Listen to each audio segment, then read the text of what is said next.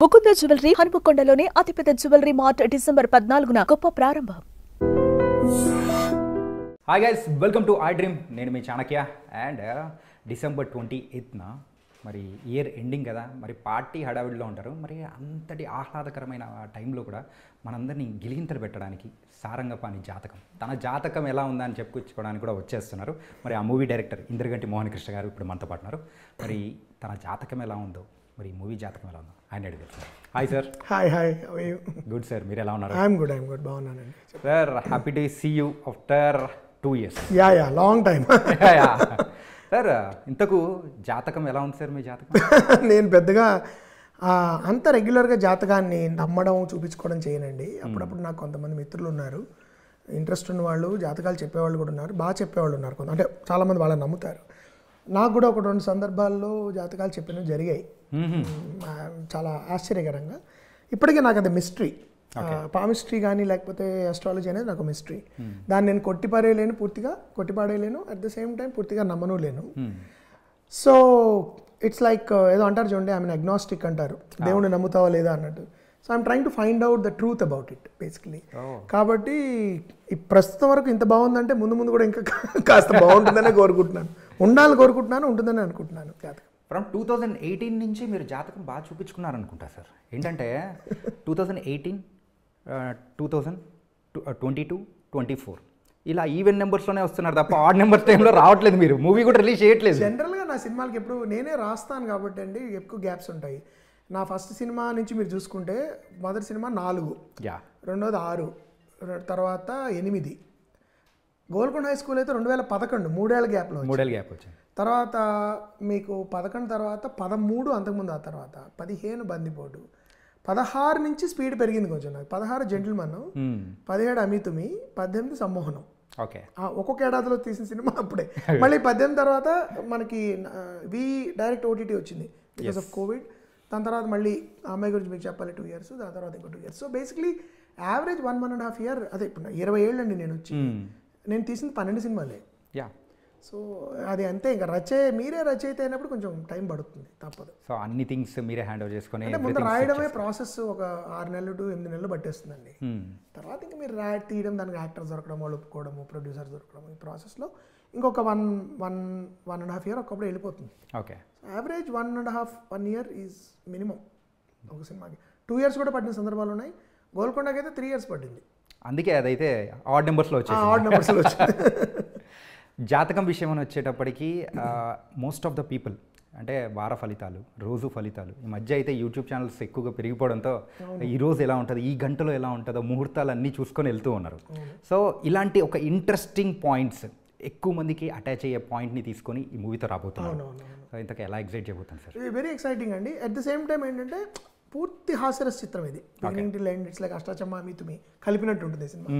అయితే ఏంటంటే దీనిలో అంతర్లీనంగా కూడా అసలు ఒక ఏదైనా మనకు నమ్మకానికి మనం బానిసైపోతే అది మన ఎంత బలహీనలు చేస్తుంది అనేది మెయిన్ నాకు ఇంట్రెస్ట్ ఉన్న టాపిక్. ఎందుకు తీసావు సినిమా అంటే అది కారణం.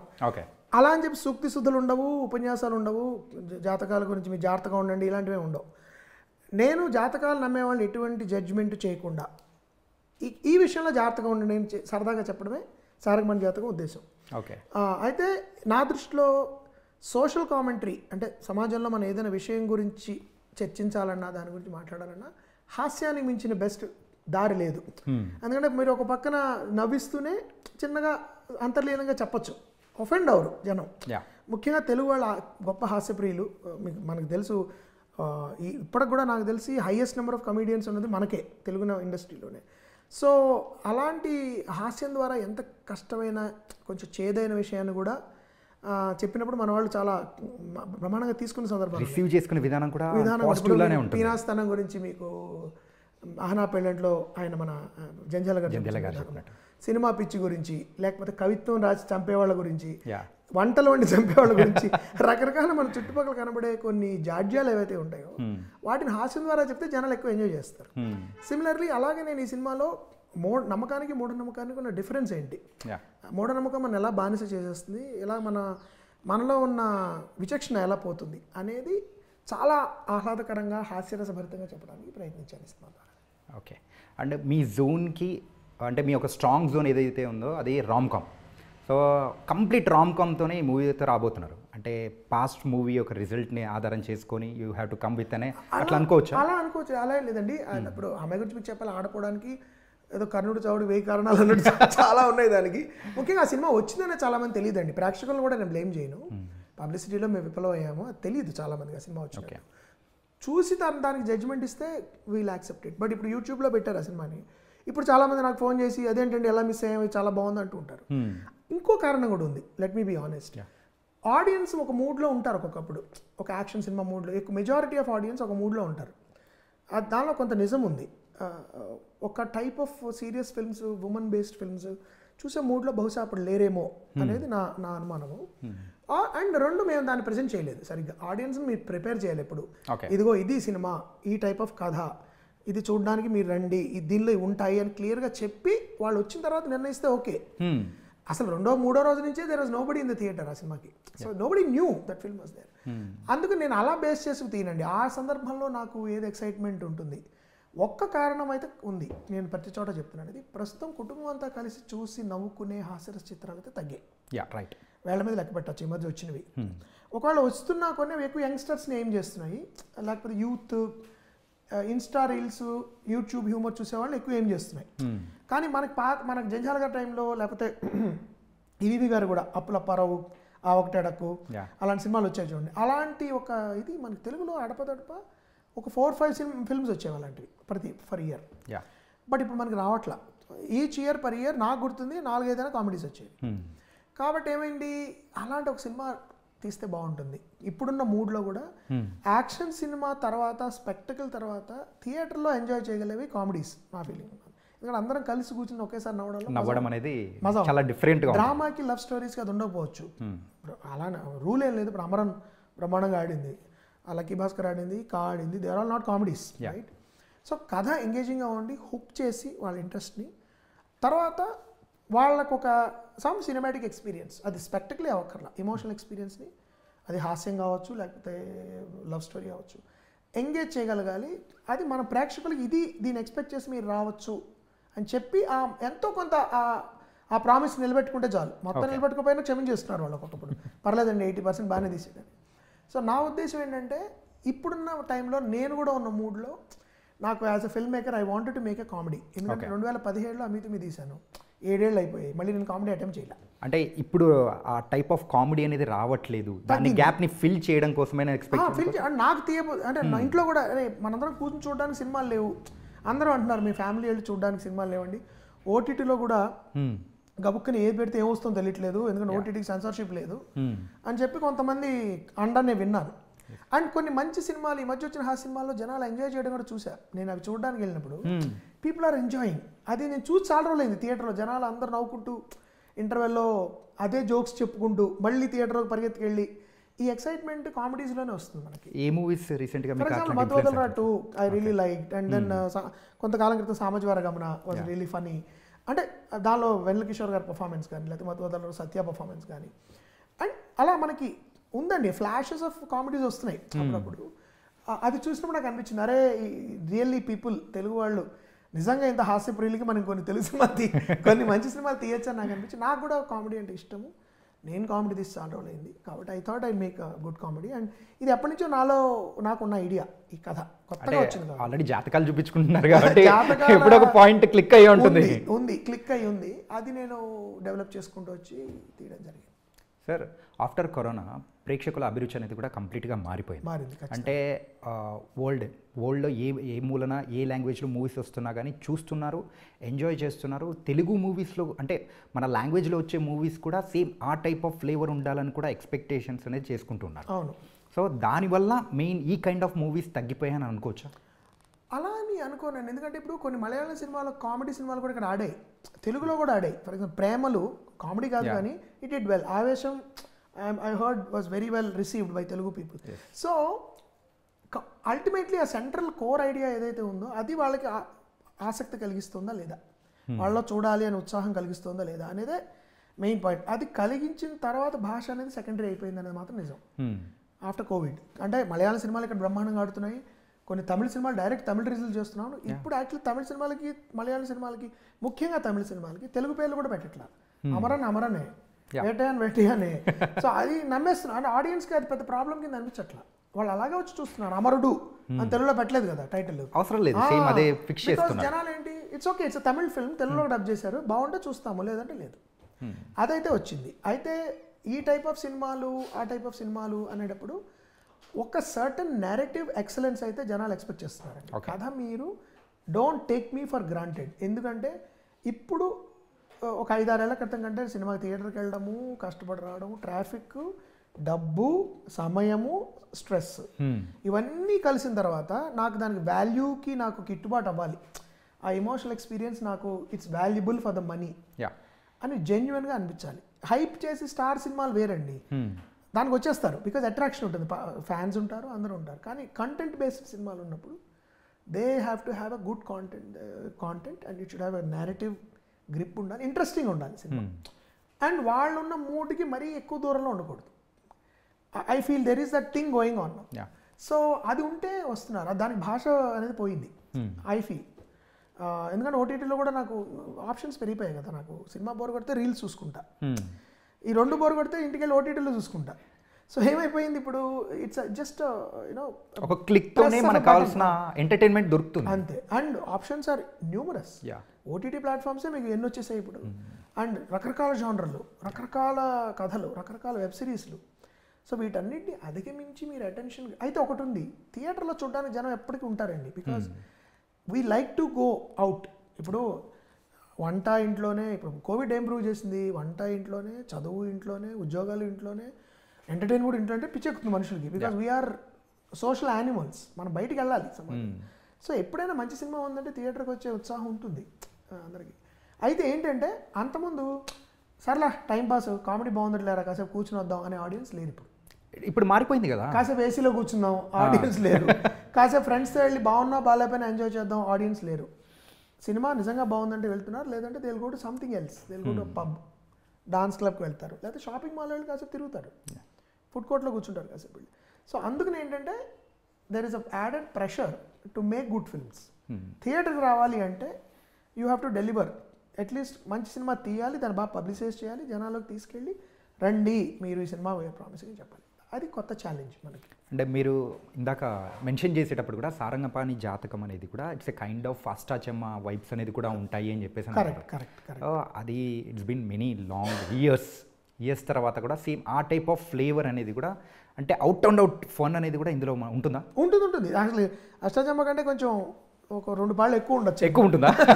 ఎందుకంటే అష్టాచెమ్మలో ఫస్ట్ హాఫ్ మీకు అష్టాచెమ్మలో ఎక్కువ రొమాంటిక్, యాక్చువల్లీ రామ్ కామ్ కాదు ఎక్కువ అష్టాచెమ్మ ముందర స్టార్ట్ అవడం రొమాంటిక్ స్టార్ట్ అయినా అన్నీ ఫార్సికల్ కామెడీలోకి వెళ్ళిపోతుంది. అది ఇతను రాంబాబా కానీ రాంబాబు ఇతని పేరు, కానీ మహేష్ అని పేరు పెట్టినాడు, అందరూ విలేజ్ పల్లెటూరులోకి అందరూ దిగుతారు వచ్చి కుటుంబం అందరూ. ఆ పోకట దీనిలో కూడా ఉంటుంది. Everybody gathers at one location at the end క్లైమాక్స్లో. అమితుమిలో కూడా అదే జరుగుతుంది, అందరూ ఎండ్లో ఒక చోటుకు వస్తారు, ఆ ఎలిమెంట్ ఉంటుంది. అయితే అష్టాచెమ్మ కంటే కొంచెం కాంప్లెక్స్ స్టోరీ ఇది. అష్టాచెమ్మ కంటే సెటప్స్ ఎక్కువ ఉంటాయి. అష్టాచెమ్మ కంటే నాకు తెలిసి నెంబర్ ఆఫ్ యాక్టర్స్ కూడా ఎక్కువ మంది ఉన్నారు. మోర్ లైక్ ఆ కన్ఫ్యూజన్ కామెడీ, మిస్టేకన్ ఐడెంటిటీస్, ఒకళ్ళు ప్లేస్లు తారుమారవడాలు, ఈ టైప్ ఆఫ్ హ్యూమర్ ఉంటుంది ఎక్కువ. నాకు ఇన్స్పిరేషన్ దీనికి పంచతంత్రం, మైకేల్ మదన్ కామరాజు, లేకపోతే సతీ లీలావతి, బ్రహ్మచారి, ఈ సినిమాలు ఉంటాయి చూడండి. ఆ జానర్ నాకు ఎప్పుడు ఇష్టం. కమల్ హాసన్ గారు చేసిన కామెడీస్ కొన్ని, ఆ మూవీస్ ఇప్పటికీ పెట్టుకొని చూస్తున్నా ఇది ఒక ఫ్రెష్ ఫీలింగ్ వస్తుంది. మీరు ఎక్కడ టీవీలో మధ్యలో మొదలెడితే చివరి వరకు చూసేస్తారు అవి. అది నాకు చాలా ఇష్టం. క్రేజీ మోహన్ గారు రైటింగ్ అంటే నాకు చాలా ఇష్టం. ఆ type of farcical word play ఉంటుంది. మీరు పంచతంత్రంలో చూడండి, ముందే ఉంది వెనకే ఉంది, కారు గురించి డిస్కషన్ జరుగుతుంది. ఆయన చాలా సినిమాలు అది ఉంటుంది. నాకు ఆ టైప్ ఆఫ్ వర్డ్ ప్లే కూడా ఇష్టం అన్నమాట చాలా. సో వాటన్నిటికీ ఒక ఫాండ్ ట్రిబ్యూట్ లాంటిది ఈ సినిమా సారంగపాణి జాతకం. And at the same time it is ఊరికే ఒక జోక్ తర్వాత ఇంకో జోక్ పెట్టేద్దానరా జోకుల సిరీస్ లాగా కామిక్ టానిక్ కాదు ఇది. మంచి కథ ఉంటుంది, పాత్రలు ఉంటాయి, వాళ్ళ పాత్రకు తగినట్టే బిహేవ్ చేస్తూ ప్లాట్లోంచి సిచ్యువేషన్స్ నుంచి హ్యూమర్ పుడుతుంది. Not a series of jokes. Situational comedy ఉంటుంది, చాలా ఉంటుంది, ఎక్కువ ఉంటుంది దీనిలో. Actually much of the second half is very situational. సిచ్యువేషన్లోకి, వియర్డ్ సిచ్యువేషన్లోకి రకరకాల పాత్రలు వస్తూ ఉంటారు. వాళ్ళు ఒక్కొక్కళ్ళు ఆ సిచ్యువేషన్ ఒకలా అర్థం చేసుకుంటూ ఉంటారు, కానీ జరిగేది వేరు. సో ఆ పర్స్పెక్టివ్స్ నుంచి అందరూ గందరగోళపు సన్నివేశంలోకి వచ్చినప్పుడు వాళ్ళందరినీ ఎలా హ్యాండిల్ చేశాడు సారంగపాణి అనేది మీకు సెకండ్ హాఫ్ మొత్తం అదే. Most of it. అంటే ఇప్పుడు ట్రెండ్ అయితే అందరూ కూడా రీల్స్ షార్ట్స్ ఇవన్నీ చూస్తూ ఉన్నారు. అవును. అండ్ మూవీస్లో కూడా దాని ఇన్ఫ్లుయెన్స్ అనేది కూడా ఎక్కువగా చాలా ఉంటుంది. ఉంది, ఆ కామెడీ కానీ ఏదైనా కొన్ని రీల్స్ ఫేమస్ అయ్యాయంటే అది యూస్ చేసుకోవడం ఖచ్చితంగా ఇంప్లిమెంట్ చేయడం అనేది ఎక్కువ ఉంటుంది. చాలా ఎక్కువ ఉంది యాక్చువల్లీ. అలాంటిది ఏమన్నా కానీ ఇక్కడ ఉంటుందా లేకపోతే నేను I try to avoid it. అంటే సిచ్యువేషనల్గా కామెడీ కొంత మీకు సోషల్ రిఫరెన్స్లు ఉంటాయి.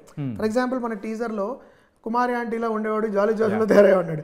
సో దోస్ రిఫరెన్సెస్ ఉంటాయి, నాకు ఇష్టం అవి. అంటే కంటెంపరీ ప్రపంచంలో జరుగుతున్నవి ఒకప్పుడు డబ్బింగ్లో కూడా కిషోర్ వాళ్ళు కొన్ని ఇంప్రవైజ్ చేస్తారు, సీన్ జరుగుతున్నప్పుడు ఇంప్రవైజ్ అవుతుంటాయి, నాకేమన్నా తడితే ఇంప్రవైజ్ చేస్తుంటాము. అయితే రీల్ బేస్డ్ హ్యూమర్ ఏదైతే ఉందో ఆల్రెడీ జనాలు చూసేసి ఉంటారు కాబట్టి నా దృష్టిలో అది సెకండ్ హ్యాండ్ హ్యూమర్. అది ఆల్రెడీ ఒకళ్ళు వేసేసిన జోక్ని మనం మళ్ళీ కొత్తగా వేరేగా చెప్పడానికి ట్రై చేస్తున్నాం.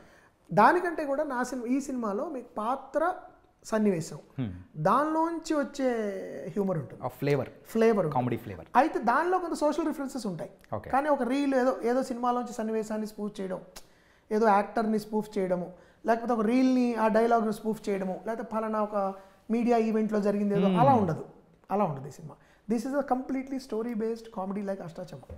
అంటే మీరు చెప్పిన ఇప్పుడు రెఫరెన్సెస్ అన్ని మీరు రీసెంట్గా చూసిన ఒక మంచి కామిక్ మూవీస్లోంచి తప్ప నేను అన్నట్లు అదొక స్టైల్ అండి. అదొక style. I enjoy that also.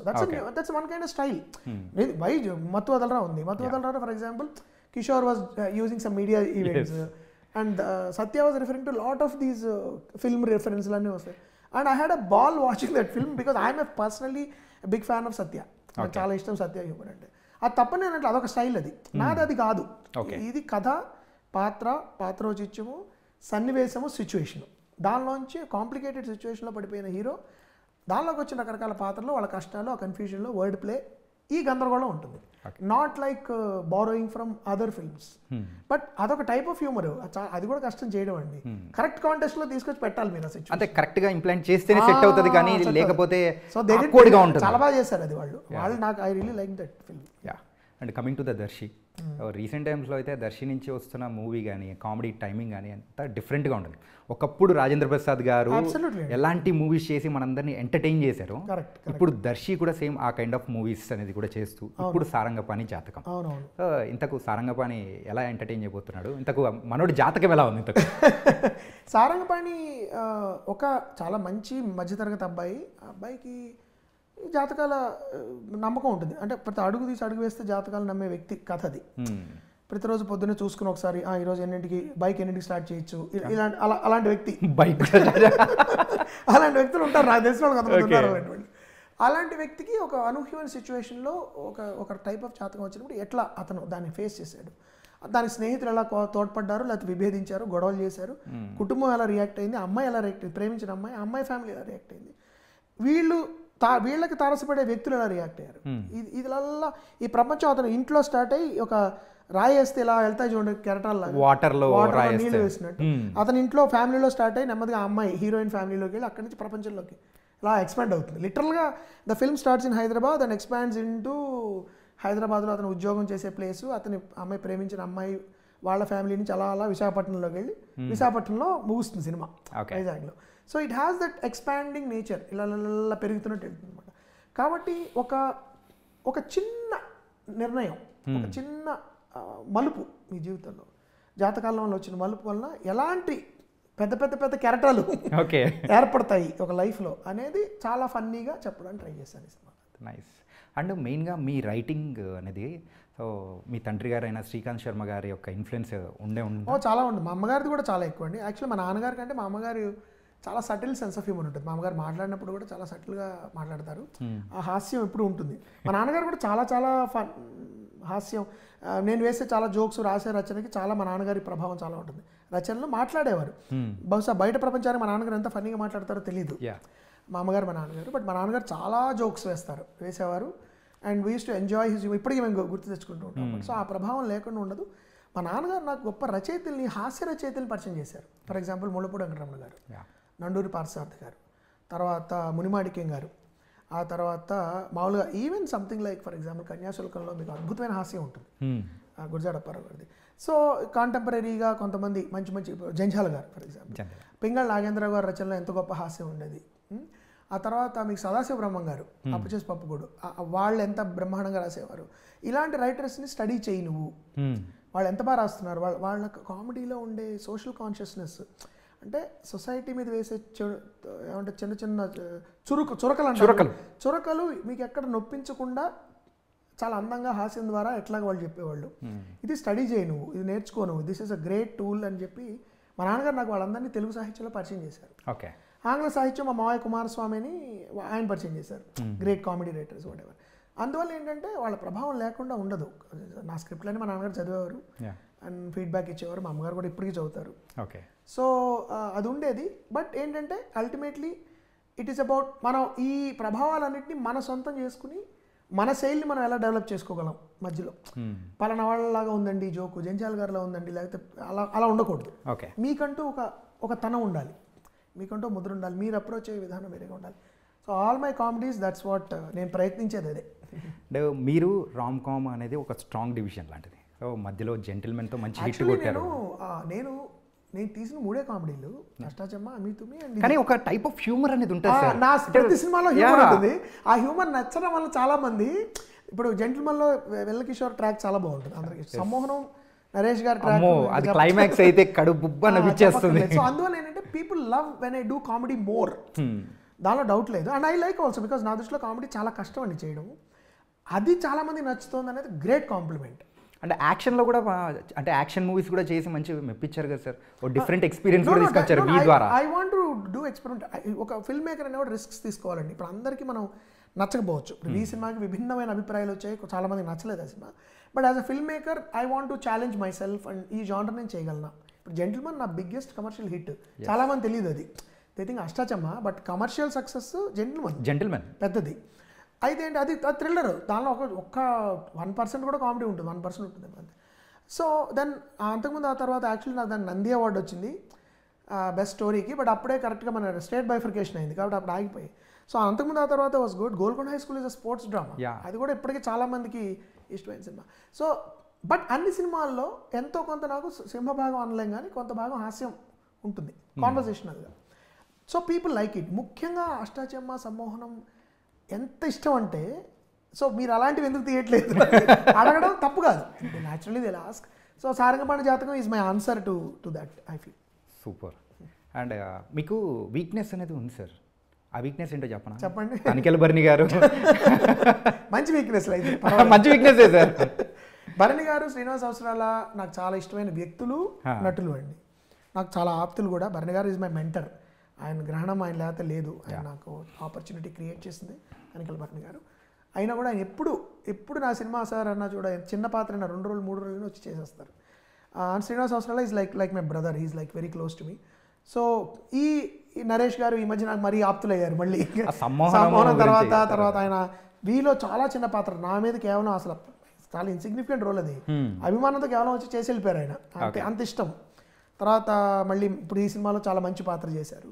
So నాకు అలా ఫేవరెట్ యాక్టర్స్ని రిపీట్ చేయడం నాకు ఇష్టము.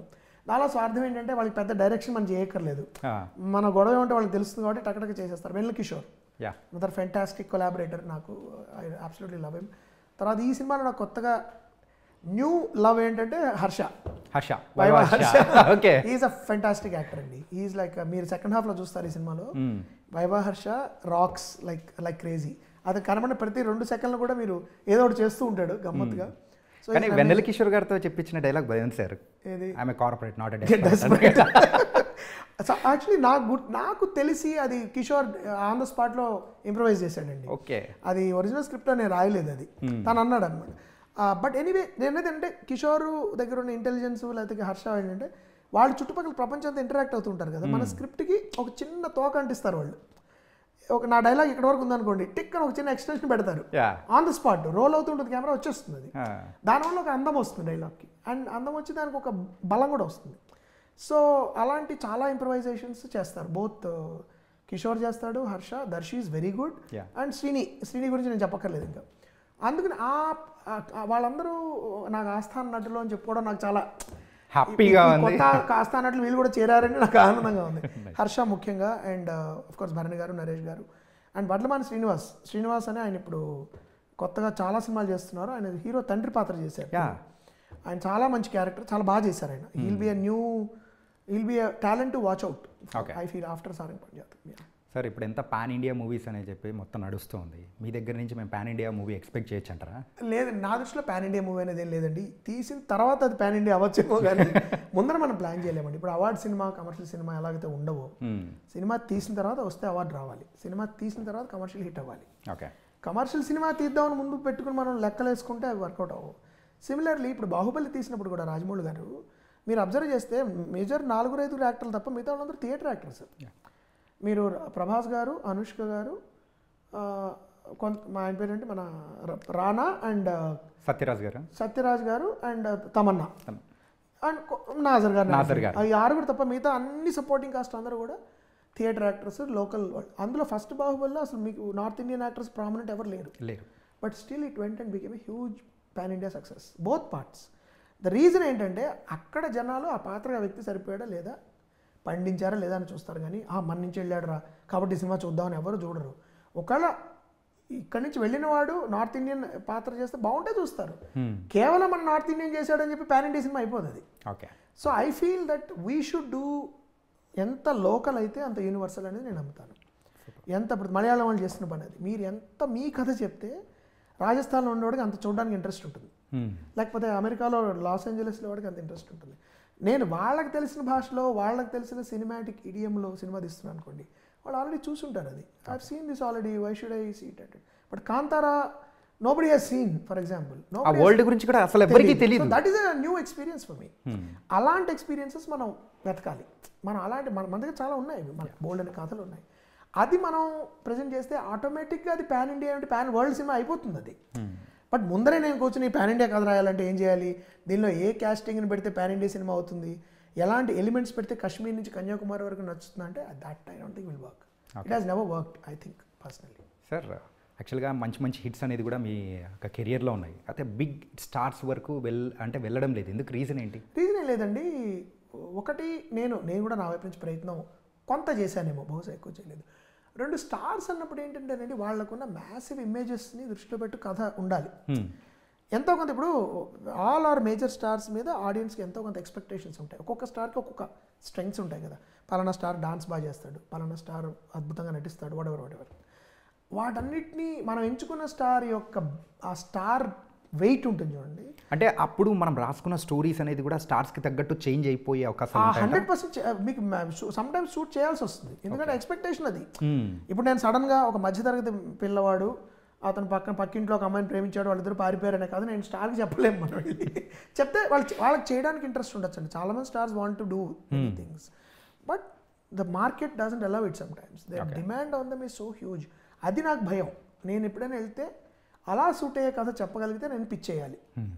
లేకపోతే నేను ఎక్కువ నాకేంటి నా కథలు పక్కింటి సుబ్బారావు పుల్లారావు మీద ఇంట్రెస్ట్ ఉంటుంది. నాకు తెలిసిన సామాన్యుల జీవితాలు నాకు ఎక్కువ ఇంట్రెస్ట్ ఉంటాయి. ఓకే, పెద్ద హీరోతో చేయాలంటే కొంచెం లార్జర్ దాన్ లైఫ్ ఉండాలి వాళ్ళ క్యారెక్టర్. ఇప్పుడున్న పరిస్థితి చెప్తున్నాను నేను.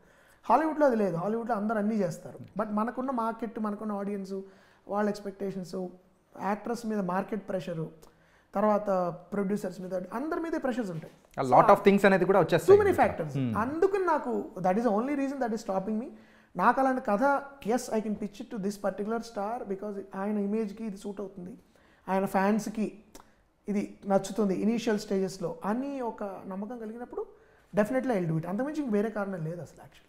Super sir, and thank you so much. And ఫైనల్గా అయితే సారంగపాణి జాతకం అయితే ఇయర్ ఎండింగ్లో అదిరిపోయేటట్టు ఉందని. Thank you, I hope it will do well. Teaser అయితే చాలా అద్భుతంగా ఉంది. Thank you. అండ్ సాంగ్ కూడా, సినిమా కింద అయితే నేను కూడా, మనకు కొన్ని సినిమాలు అతి తక్కువ అసంతృప్తులతో వస్తాయి, అంటే టెక్నికల్ అసంతృప్తులు ఉంటాయి తప్ప క్రియేటివ్గా యు ఆర్ హ్యాపీ అనే సినిమాలు కొన్నే ఉంటాయి ప్రతి కెరియర్లో. Sarangapani is one of those where you feel I'm almost 99% happy with the film. The way it has shaped up, అనుకున్నది తీయగలిగాము.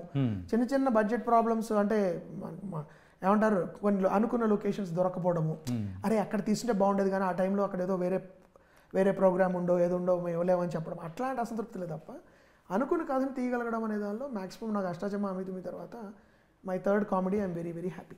అండ్ మొత్తానికైతే ఒక ప్రామిసింగ్ కంటెంట్ ఇయర్ ఎండ్లో అందరినీ కడుపుబ్బా ఇయర్ ఎండ్ చేసేలా డిసైడ్ అయిపోయారు. Yes I hope and I strongly believe this film is going to be very, చాలామంది ఎక్కువ ఇష్టపడి గుర్తుపెట్టిన సినిమా అవుతుందని నాకు బలంగా అనిపిస్తుంది. Thank you so much sir. Thank you so much. Nice to meet you. Guys ending